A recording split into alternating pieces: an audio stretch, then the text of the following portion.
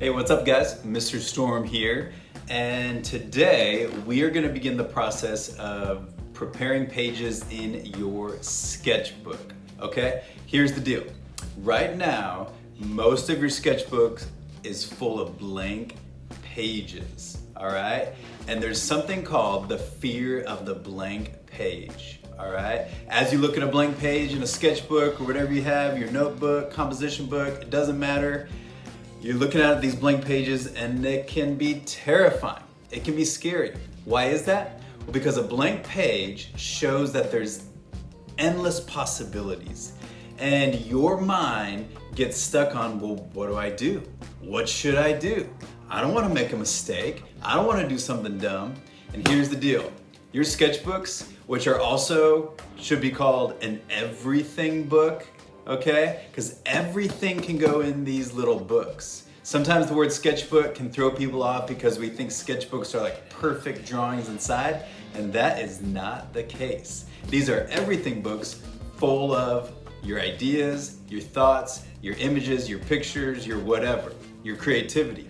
The reason we prepare pages is because we kind of take the blank page and we kind of break it in a little bit. We add just a little something to it just to get the ball rolling, just to scuff it up a little bit, to kind of, get over the fear of the blank page. So that's a little reason behind why, and we're gonna show you guys several different ways to prepare pages. Very simple tools, very simple techniques, but they can make your pages really come alive for you to then add your creativity on top. So let's get rolling. All right, so the technique I want to share with you guys is one of my personal favorites, and I have used this technique for years and years and years, which is simply staining pages. One of my favorite little materials to use for staining is coffee, okay? My students know that I love to drink coffee all day long. So I just simply use black coffee. You can use coffee, tea, any pretty much liquid that has some type of color to it. See if you've got any like food coloring in the kitchen. Add a little bit to some water, bam, you got yourself some stain to work with, okay? You could also Google and look up different stains that you can create around the house. Whether in the classroom, whether at home, you can find some stains or nab, Granny's coffee when she's done with it. Make sure her dentures are out of it, but use that for staining, okay? So here we go, how to stain with some coffee or any liquid or something you have around the house. All right guys, so here's a sketchbook I'm currently kind of working on. This is a page I started, I don't know when, but you can see I kind of have a blue stain back here, and I'm just kind of adding and working on top. So a stain is a great way just to add some nice effects, okay? This sketchbook's pretty blank, so I'm gonna find, here's another nice stain, that little kind of texture stuff, using paper towels, which I'm gonna kind of show you guys how to use. So let me find a blank page, let's get rolling. So here we go, all right?